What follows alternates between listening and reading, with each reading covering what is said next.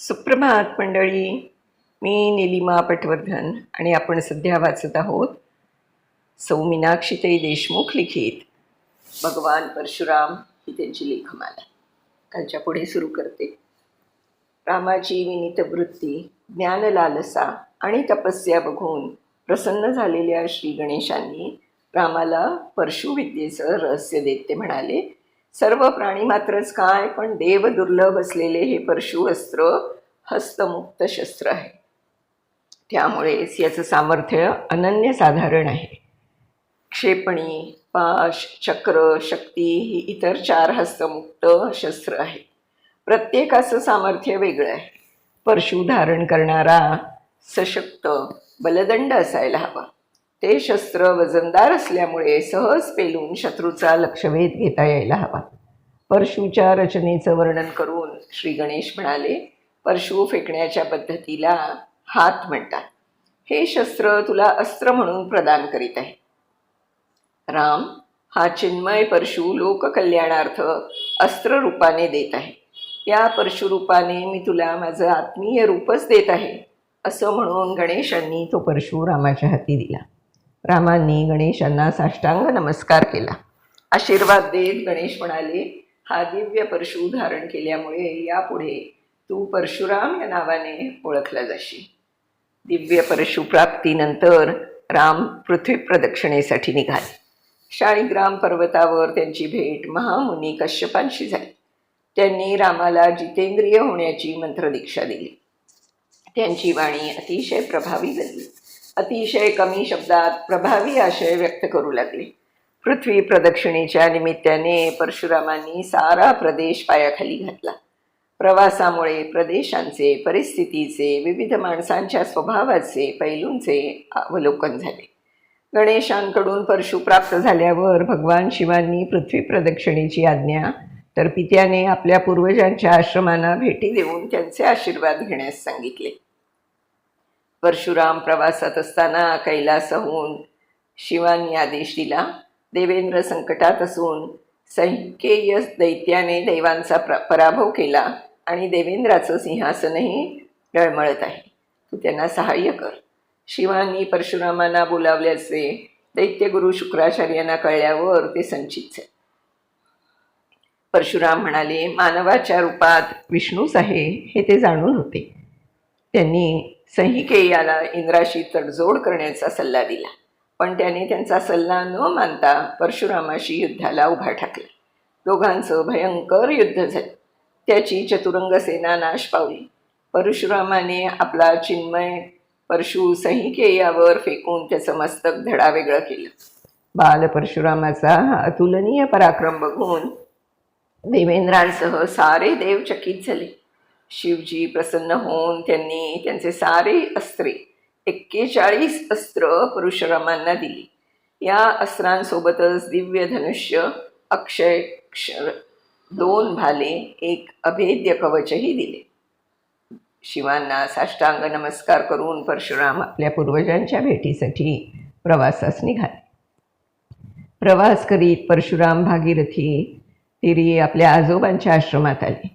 त्यावेळी वेदमंत्रांचा जयघोष दुमदुमत होता. आजोबा शिष्यांना संध्या देत होते. आश्रमात येणाऱ्या त्या सतेज तरुणाला बघून रुचिकांना साक्षात सूर्यनारायणच आपल्याकडे येत असल्याचा भास झाला. परशुरामाने पुढे येऊन त्यांना वंदन करून आपला परिचय दिला. जवळच सत्यवती बसली होती. आपल्या एवढ्या मोठ्या नातवाला बघून तिच्या डोळ्यातून आनंदाश्रू वाहू लागले. काही काळ आजोबांकडे घालवल्यावर एक दिवस राम म्हणाले, आजोबा, मला माझ्या सर्वच पूर्वजांना भेटायची इच्छा आहे, तरी मार्गदर्शन करावं. प्रथम माझे वडील, तुझे पणजोबा और महातेजस्वी होते. हैहयांचे आणि आपले फार जवळचे संबंध होते. आपण त्यांचे पुरोहित. त्यांच्या राजपुत्रांना सर्व विद्या, धनुर्वेद आपण म्हणजे भार्गवांनीच दिले होते. या हैहयांनी अनेक यज्ञ करून आपली अमाप संपत्ती दान केली, त्यामुळे त्यांची परिस्थिती खालावली. म्हणून आपणच दान केलेली संपत्ती भार्गवांवर अत्याचार करून परत घेतली. या काळात माझ्या आजीची फार वणवण झाली. अनेक हाल अपेष्टा भोगत लहान मुलाला म्हणजे माझे वडील औरांना घेऊन रानावनात भटकत राहिले. हय हय भार्गवांवर करत असलेले अत्याचार, निघृण हत्या लहान वयात माझे वडील पाहत होते. तुझ्या आजोबांनी भार्गव संघटना करून हय हय राजांशी सामना दिला. ते विलक्षण संतापले होते. त्या क्रोधाग्नीत सारी पृथ्वी होरपळून निघाली. हे सत्र सतत 3 दिवस चालू होतं. पण मी या संघर्षापासून दूर राहिले. मला संघर्षापेक्षा सामोपचाराने प्रेमाने हा संघर्ष थांबवावा असं माझ्या स्वभावानुसार वाटत होतं. माझे आजोबा च्यवन, आजी सुकन्या यांना अवश्य भेट. तसेच आपले कुलपुरुष महायोगी भृगू सध्या ते हिमालयात वास्तव्यास आहे. तपस्या, खडतर ज्ञानसाधना, अखंड मनन चिंतन या मार्गाने त्यांनी अपूर्व ग्रंथ रचना केली आहे. त्यांचे आशीर्वाद घेऊन त्यांच्याकडून सर्व समजावून घे. दुसऱ्या दिवशी आजोबा ऋषिकांचा आशीर्वाद घेऊन परशुराम पुढच्या प्रवासास निघाले. महामुनी च्यवन आणि माता सुकन्यांच्या भेटीनंतर रामांनी हिमालयाकडे प्रयाण केलं. तेथील नीरव शांतता मनाला वेगळीच अनुभूती देत होती.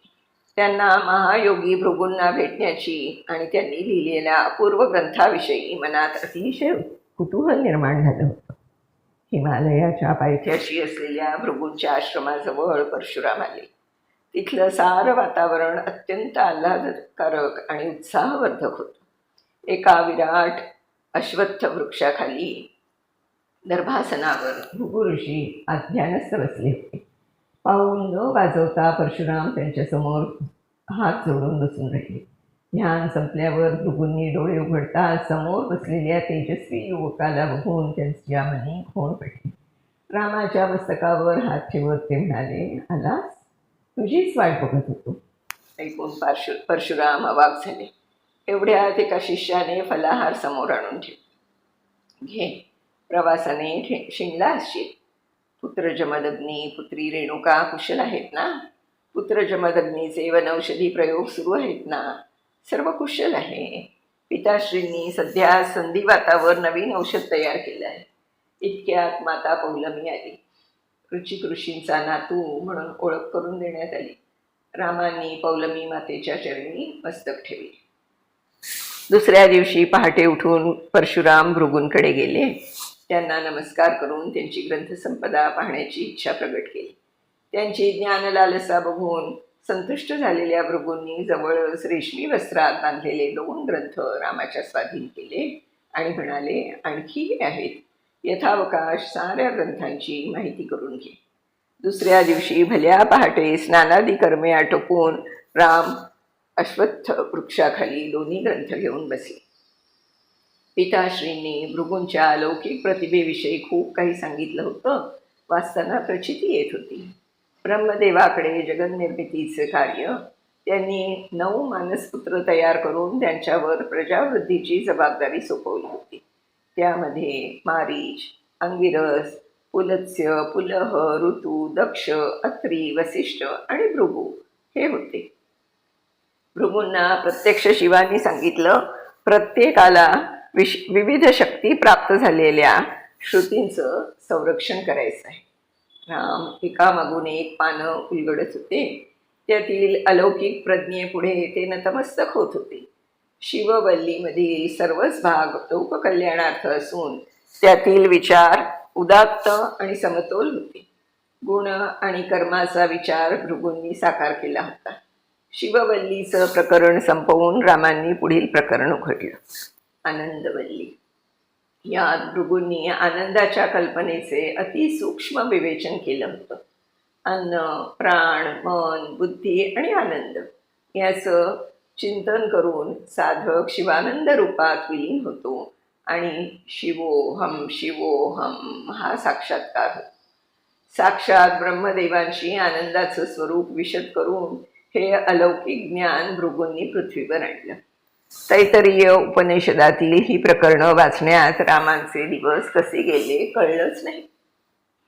पिताश्री कधीतरी ज्योतिषी विषयक ग्रंथाबद्दल बोलले होते. तो ग्रंथ वाचण्याची त्यांना अतिशय उत्सुकता होती. पण मागायचा कसा या विचारातच रात्री झोपी गेले. दुसऱ्या दिवशी अन्नी कुरकून महायोगी भृगूंचे चरणस्पर्श केल्यावर भृगूंनी रामाच्या हाती ग्रंथ देत ते म्हणाले, रात्री ज्या ग्रंथाचं चिंतन करत झोपलास तोच हा ग्रंथ आहे. ज्योतिष विषयक हा भृगू संहिता म्हणून मान्यता पावलेला ग्रंथ आहे. ज्योतिष हे गणितावर आधारलेला आहे. रामांनी भक्तिभावानं ग्रंथ घेऊन नेहमीप्रमाणे अश्वत्थ वृक्षाखाली बसले. राम जसे जसे वाचत होते आश्चर्यचकित होत होते. या संहितेमध्ये माणसाचं भूत, भविष्य आणि वर्तमान सर्वच होतं. यातील भविष्यकथनाला काळाची मर्यादा नव्हती.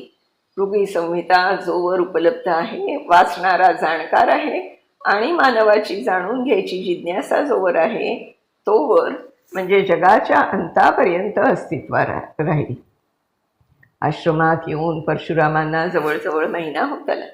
भृगूंच्या सहवासात येऊन जीवनाचा जणू अमृतकोशच गवसल्याचा परमानंद झाला.